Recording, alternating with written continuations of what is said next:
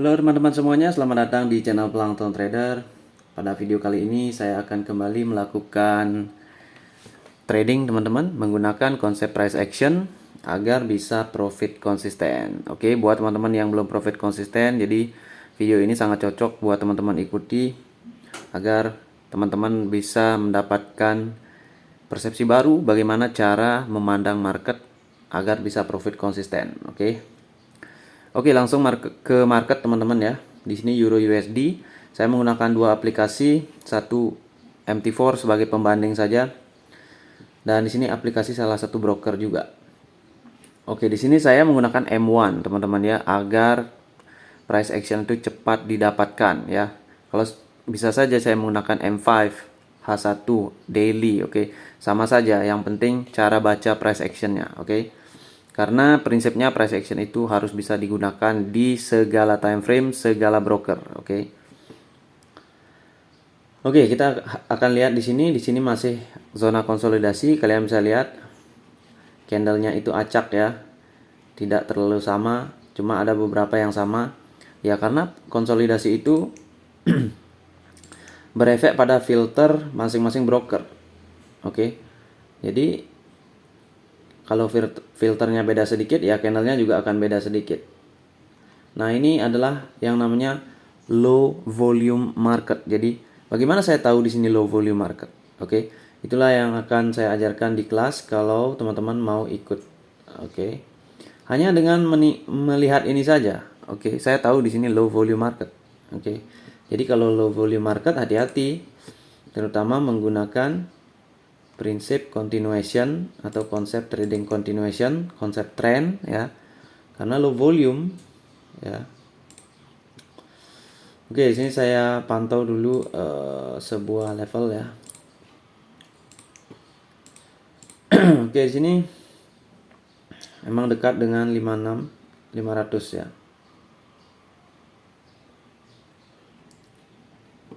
Oke. Dia udah mulai bergerak turun ya. Jebol istilahnya.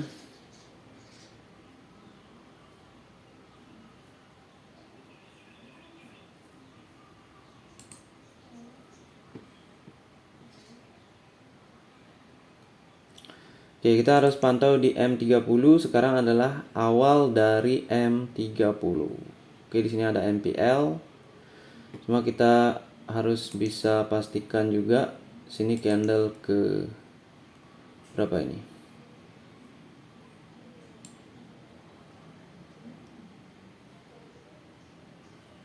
Oke, dia nggak turun karena rejection nggak ada ya kan? Kita lihat dulu.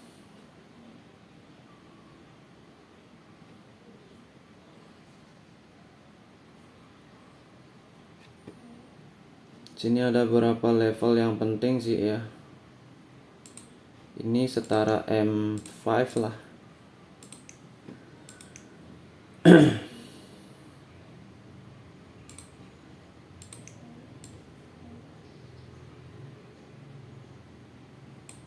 Oke.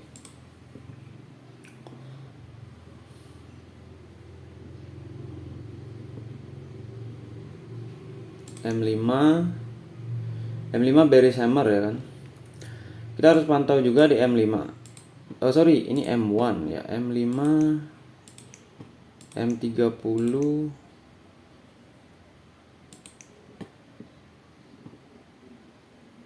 Oke, kita pantau dulu M30. Wah, M30 di sini ada level. Kemudian dia ada di posisi second deviation, ya kan? Kemudian di sini ada ya. Oke, kita lihat teman-teman. M5 ngapain nih? M5 distribute. Oke, harusnya sih dia turun ya.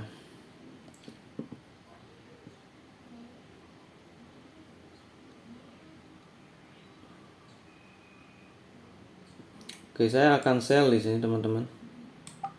Oke, saya akan sell. Kenapa saya sell? Karena di sini ada SB dan di bawahnya ada sebuah level besar ya. Jadi di sini sudah ada MPL, ini pasti turun. Kepastian sih memang tidak bisa kita lihat ya. Tidak bisa kita katakan, tetapi dia pasti mencari level ini.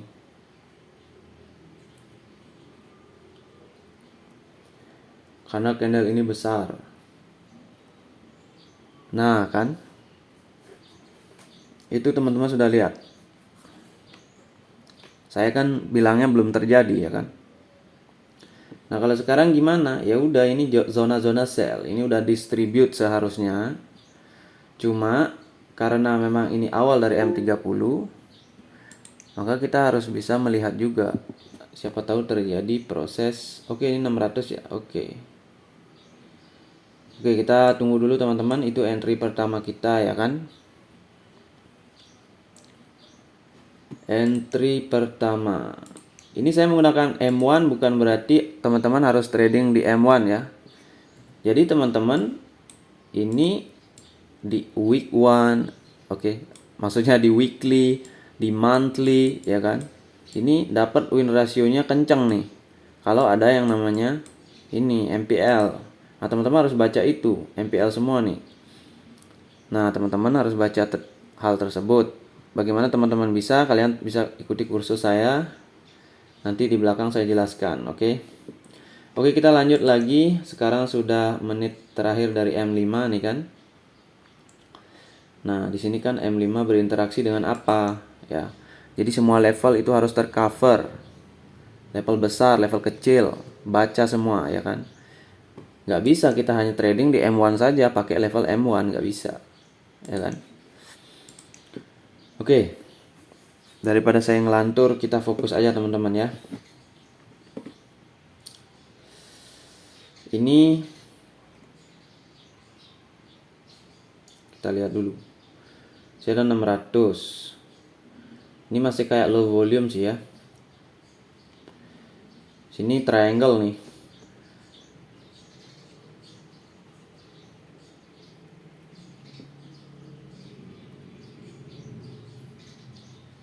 Harusnya dia turun dulu teman-teman. Cuma kita akan lihat.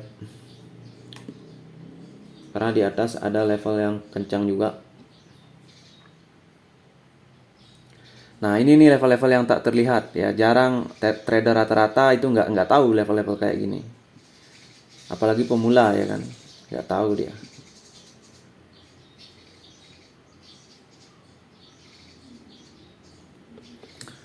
Oke, nah ini pelajaran lagi. Ini signifikan nih guys. Oke.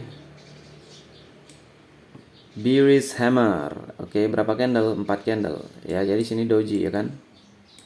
Nah, di sini apa? Doji juga kan. Nah, doji artinya ya dia udah masuk ranging di sini, konsolidasi atau accumulation. Di sini harusnya distribution. Tetapi kita harus berpikir di peluang market maker. Market maker ngapain ya kan? Kalau ini benar distribute, berarti dia harus sampai di bawah sini, ya kan? Nah tuh, dia turun lagi tuh.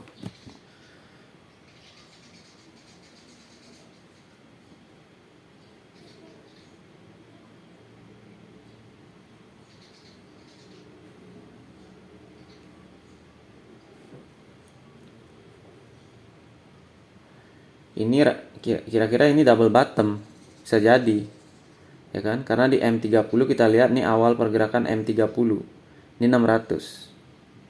Sementara dia udah di bawah 600 sih, tapi saya ragu juga. Kita akan lihat teman-teman ya, bagaimana reaksi dari level-level ini.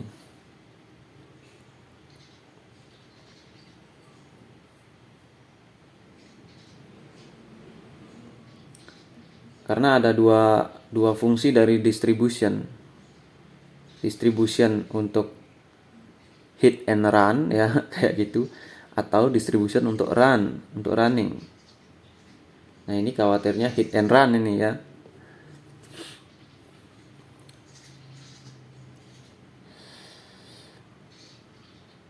Oke, di sini saya agak blank ya.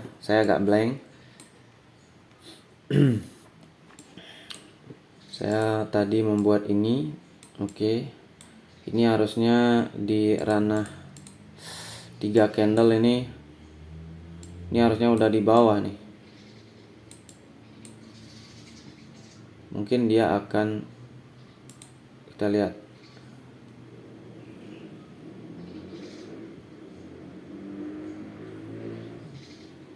Karena ada retracement ini, maka bearish hammer itu udah nggak termasuk bearish hammer, itu udah masuk kategori ranging. Jadi dia bisa ranging di dalam dirinya sendiri, bearish hammer itu.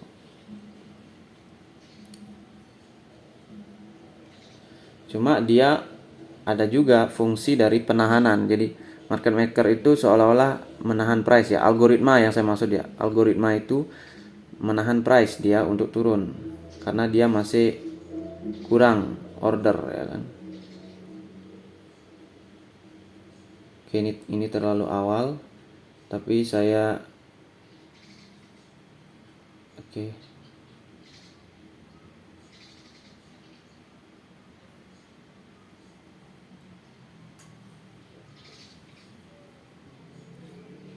Oke, dia kayaknya bakal close di bawah sini nih. Oke, ini meragukan teman-teman. Oke, jadi kita hindari aja. Oke, di sini menit terakhir dari M5. Lihat nih M5, ini distribution nih. 200 jebol, sekarang masuk di bawah, dan di bawah ini kena M30 50 EMA kalau nggak salah nih. Kalau di M30 di sini MPL-nya, oke, dia MPL di atas ya. Tembus 20 EMA nggak mendukung. Kemudian dia jebol ke bawah. Ini distribute. Harusnya ya di bawah M50 ya. Ini EMA 50, M30-nya. Kan saya di sini ragu-ragu teman-teman. Maunya sell sih di sini, tapi melihat pergerakan yang kayak gitu jadi kurang gini. Nah, ini bearish hammer. Pada akhirnya dia bearish juga kan. Cuma dia kayak high wave ya, high wave. Jadi artinya high wave itu konfirmasi reject dari EMA 50. Cuma di bawah EMA 50 ada rasio yang bagus, yaitu 600. Jadi ini harusnya ke bawah. Ini ada SB.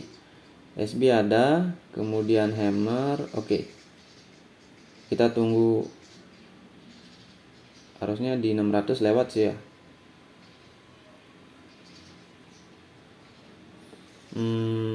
SB udah di sini apa? MPL udah masuk di sini. Ini kan banget. Cuma ini besar banget ya. Ini enggak. Gimana tuh?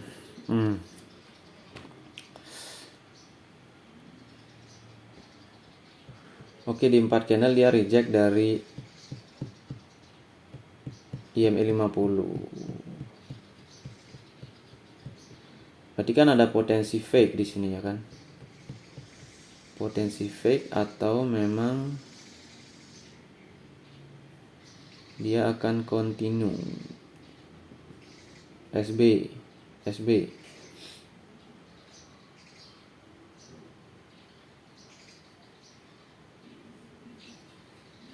Oke, kita tunggu dulu teman-teman. Ini nggak meyakinkan. Lower high, lower low memang konsepnya down ya, tetapi areanya ini area di zona-zona ranging ya. Nah, ini harusnya tadi kita down di 600. Nah, itu adalah kesempatan yang saya lewatkan. Karena ragu juga ya closing, saya lihat kayak gitu. Cuma sekarang dari 4 candlenya ini, kalau EMA 50 reject berarti potensi turun ada, cuma di bawah 600. Oke. Sini pertarungan antara 600 dan EMA ya.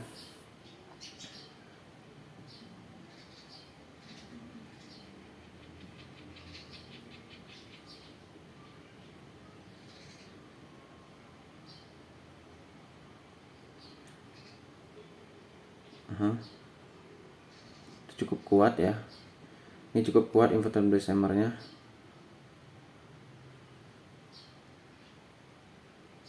Kita lihat ya. Kayaknya sih bukan MPL.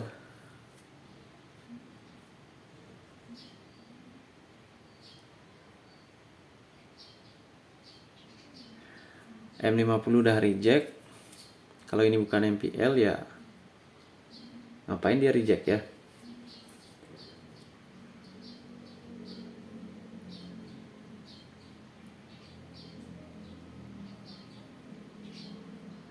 Ini menit ketiga, keempat dari M5 ya kan.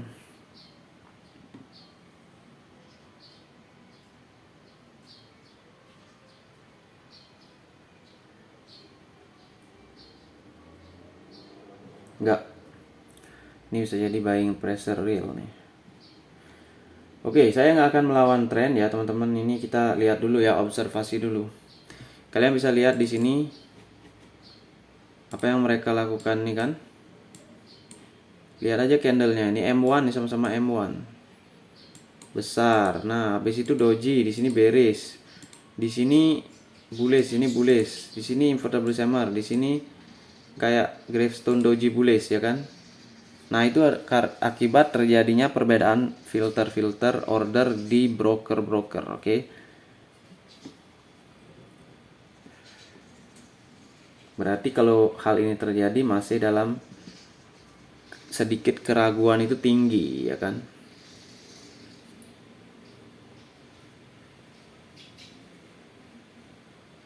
Oke, ini feeling ya, ini baru feeling tapi belum ada datanya. Feeling saya ini ke bawah 600 ya.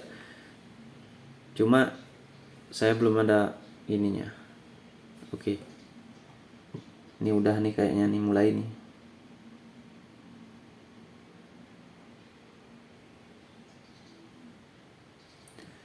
Ini menit ke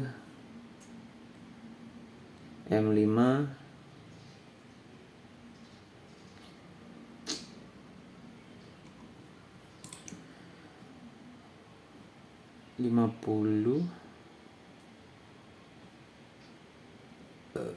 Oke, nah kan di bawah 600 kan.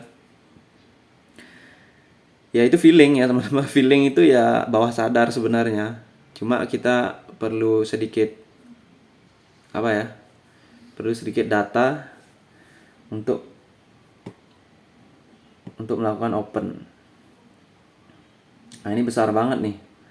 Ini kalau kayak gini agak riskan tapi harusnya sell ya. Harusnya ngikut sell di sini.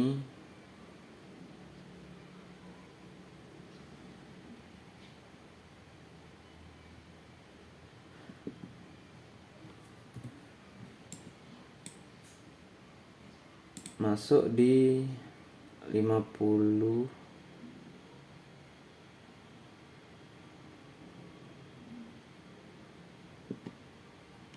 Oke, ini agak jauh sih kalau dari rank 1 ya.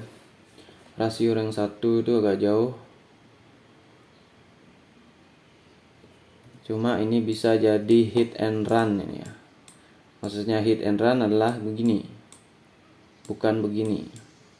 Kita akan lihat di sini level berapa ya. Oke, pindah dulu inilah 600 biasanya di ini. Oke. Nah, ini masih low volume nih. Ya teman-teman, ini susahnya di low volume market ya. Udah 19 menit nih ya. Oke.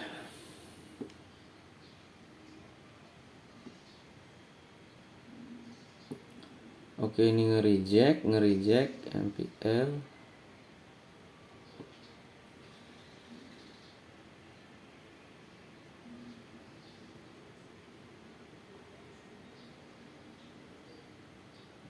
Inverted bullish hammer.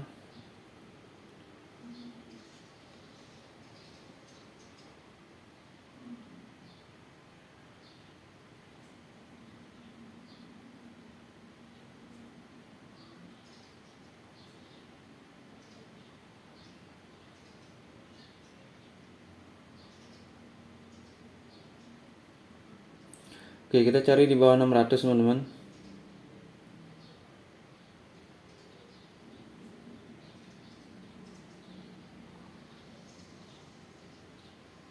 Oke. Aduh, agak tinggi ya. Itu ketinggian teman-teman, saya maunya di 600, tapi oke lah, bullish prediksi.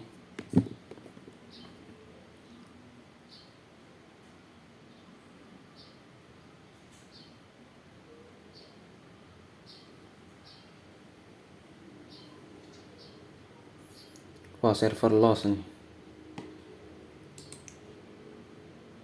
Wah, profit harusnya kita teman-teman. Ini kan harusnya profit nih.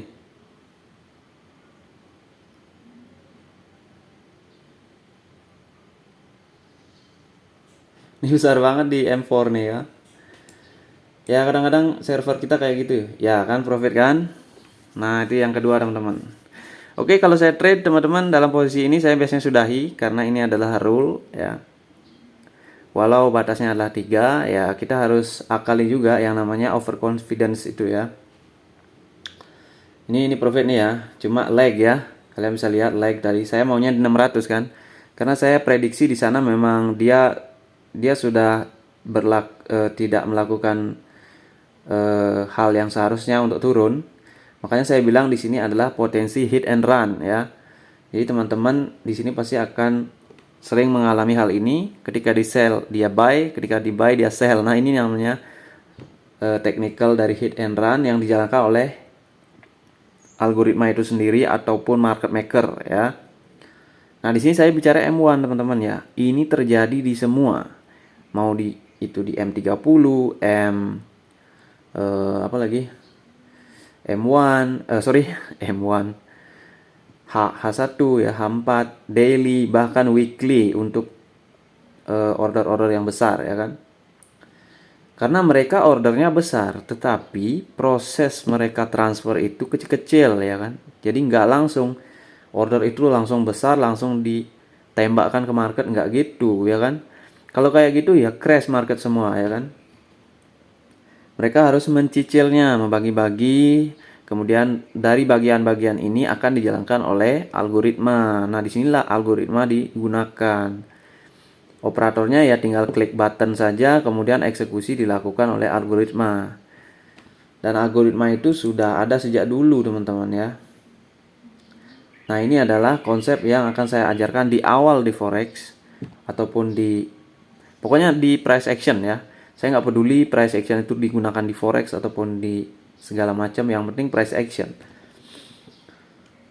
Kalau ini nggak tahu dasarnya ini, maka tidak akan ada profit konsisten. Oke teman-teman, mungkin itu saja dulu ya. Ini saya mau cari yang lagi satu, cuma waktunya sudah terlalu banyak ini videonya ya. Jadi video lama itu juga kurang bagus untuk ditonton ya, bosen. Oke teman-teman, itu saja. Buat teman-teman yang pengen ikut kelas atau kursus agar bisa membaca market ya, kelas profit konsisten. Oke, saya tidak menjanjikan teman-teman bisa profit konsisten, tetapi kalau teman-teman belajar dengan cara ini, arah teman-teman sudah di profit konsisten. Jadi sekarang tinggal determinasi dari teman-teman sendiri, kemauan dari teman-teman sendiri, niat dari teman-teman sendiri. Apakah benar-benar teman-teman mau berkarir di trading atau hanya mau bermain-main saja? Oke. Atau hanya teman-teman biasanya mengikuti habit yang sudah kadang terbentuk, ya kan? Ini bahayanya habit yang sudah terbentuk.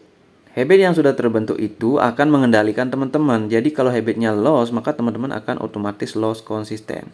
Kalau teman-teman tidak mengetahui persepsi yang diperlukan. Oke, itu dia teman-teman. Mudah-mudahan video ini bermanfaat ya.